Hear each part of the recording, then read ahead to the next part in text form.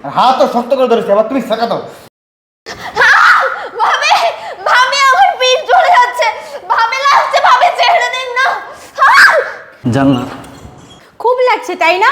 তোর লাগার জন্যই তো আমি দিচ্ছি, তোকে পুরানোর জন্যই তো আমি তোকে দিচ্ছি এটা। ভাবি ভাবি ছেড়ে দিন। খুব জ্বলছে না? খুব পড়ছে? তোকে পোড়ানোর জন্যই তো আমি দিচ্ছি।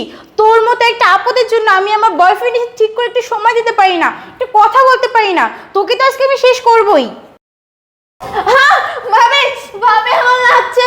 ভাবি দেখুন আপনারা যে আমার সঙ্গে এমন করছেন, আমাকে এত অত্যাচার করছেন, আমি কিন্তু ভাই আসলে সব বলে দেব।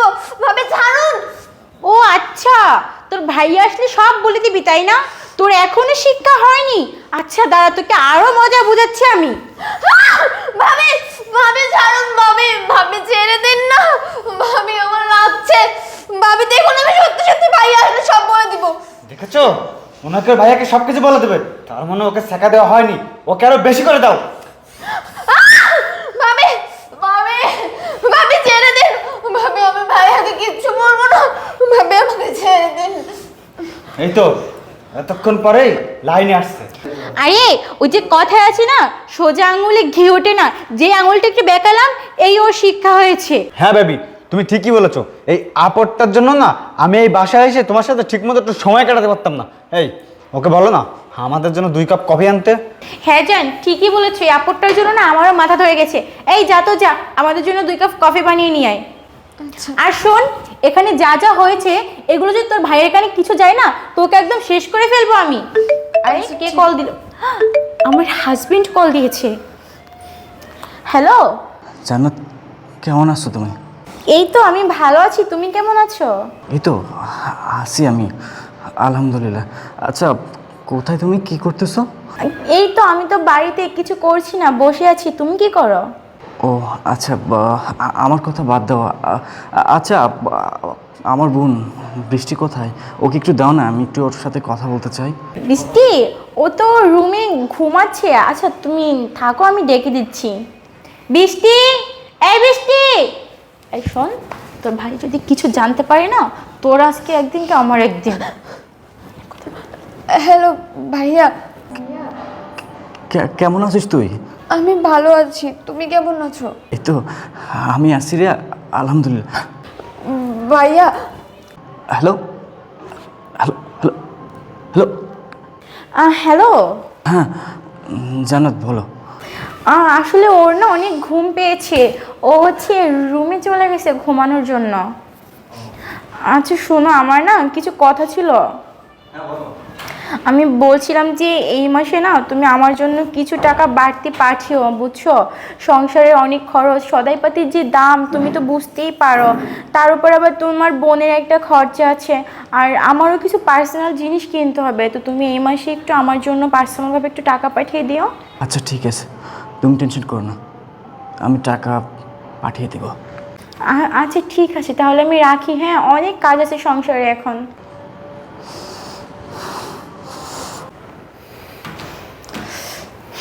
এই যা, তোকে যা বলেছি তাই কর, যা। ঠিক আছে ভাবি। দেখেছো, আপদটা এক্ষুনি ওর ভাইকে সব কিছু বলে দিচ্ছিল। হ্যাঁ জান, তুমি ঠিকই বলেছো, আর একটু হলে তো সব কিছু বলেই দিচ্ছিল। হ্যাঁ জান, চলো না, আমি না অনেক টায়ার্ড হয়ে গেছি, চলো না একটু রোমান্স করি। আরে তুমি দেখলে না, ওকে মাত্র কফি আনতে পাঠালাম, তো চলে আসবে এখনই। আরে ওর যে অবস্থা, ওকে যে টর্চার করছি, তাতে মনে হয় না আধা ঘন্টা 1 ঘন্টা নিচে আসবে। তার আগে চলো আমরা একটু।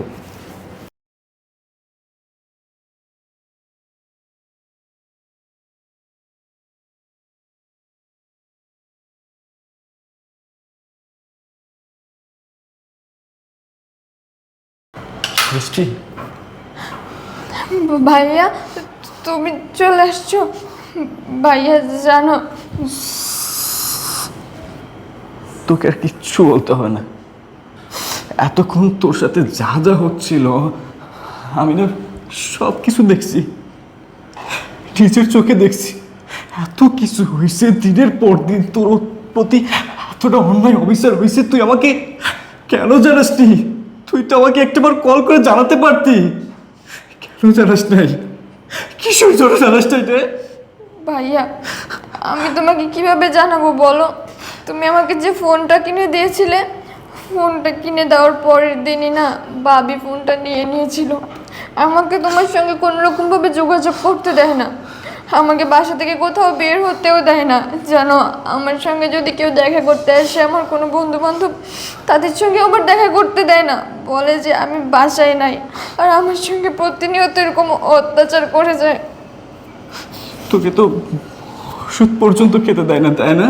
না ভাইয়া, জানো এই 2-3 মাস ধরে আমাকে কোনো ওষুধ দেয় না ভাবি কিনে। আমি অনেকবার বলেছি, ভাবি আমার অনেক শরীর খারাপ লাগছে, আমাকে প্লিজ দয়া করে কিছু ওষুধ কিনে দিন। তারা আর বলিস না, এইগুলো আমি আর শুনতে পারতেছি না। জানিস, আমি দেশের সেবার জন্য সবসময় বাইরে থাকি। আমি ভেবেছিলাম জান্নাতের হাতে তোকে তুলে দিয়ে আমি নিশ্চিন্তে থাকতে পারবো। বোন, আজকে আমি যা দেখছি, আমি আমার কলিজাটা না চিত্রবিত্র হয়ে গেছে। আমি আর নিতে পারতেছি না। বৃষ্টির সব কিছুর একটা শেষ আছে। আজকেই ওদের সাথে আমার হবে শেষ খেলা, শেষ বোঝাপড়া। আয় আমার সাথে, আয়।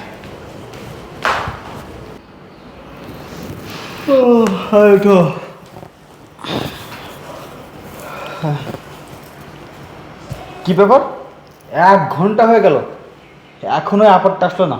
এই, তুমি একে বাসা থেকে বের করবে কবে তাই বলো তো?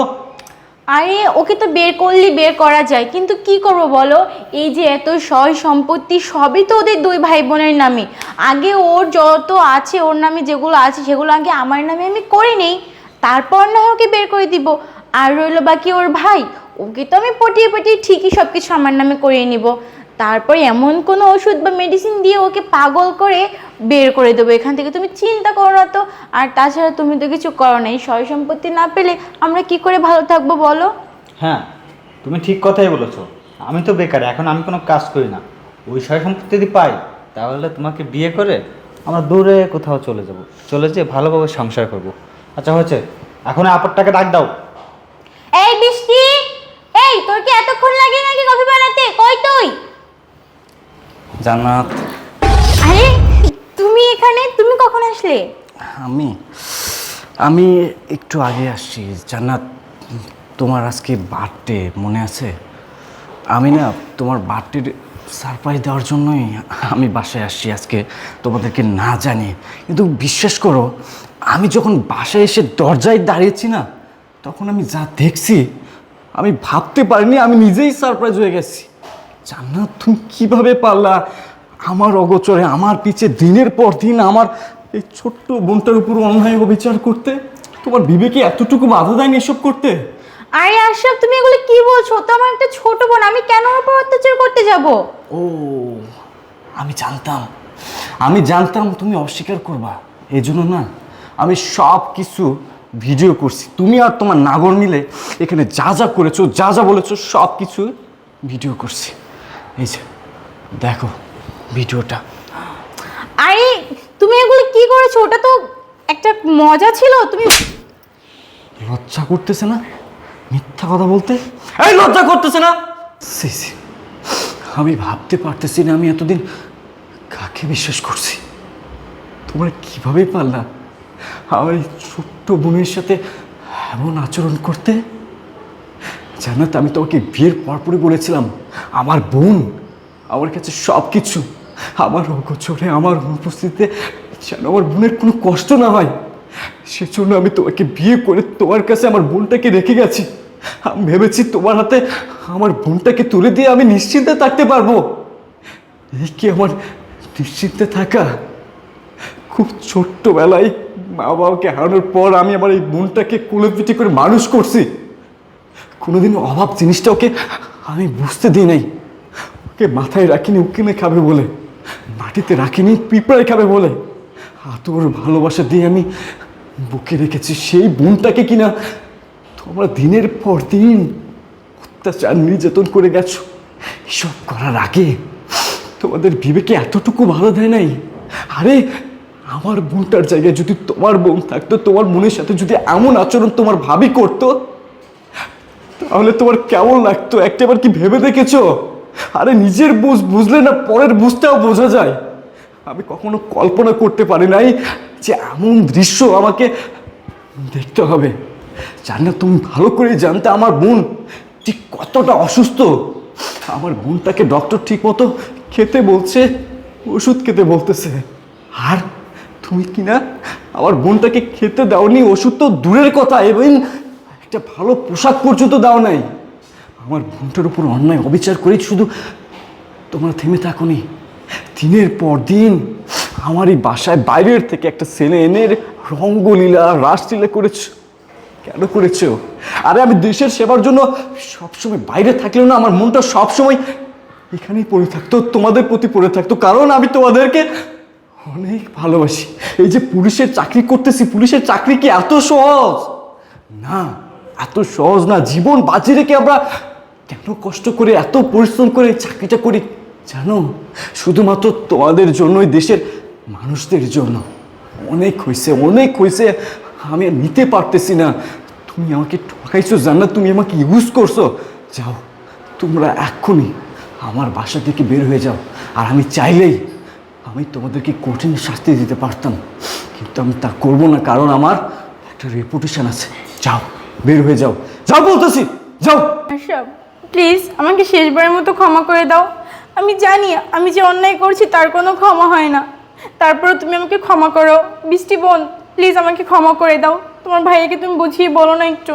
কি বুঝাবে, কি বুঝাবে, কি বুঝাবে বলো? তুমি একটাবারের জন্য ভাবনি যে এই মানুষটার জায়গায় যদি তোমার বোন থাকতো, তোমার ভাবি যদি তোমার বোনের সাথে এমন আচরণ করতো, তাহলে কেমন লাগতো, কেমন লাগতো? আমার না তোমার মতো জঘন্য নারীর সাথে কথা বলতে বুঝতে পারতেছে।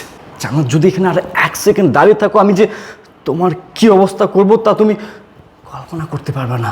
যাও, বের হয়ে যাও, যাও। বৃষ্টি, তুই আমাকে ক্ষমা করে দিস রে বোন, ভুলটা আমারই হয়েছে। আমি এতদিন ভুল মানুষকে ভালোবাসি, ভুল মানুষকে বিশ্বাস করে তার হাতে তোর দায়িত্ব তুলে দিয়ে গেছিলাম। আমি ভাবতে পারি নাই যে আমার ঘরের শত্রু আমার ঘরটাই ঠিক নেই। তোর আজকে এই অবস্থার জন্য আমি তাই, পারলে আমাকে ক্ষমা করিস, ক্ষমা করিস।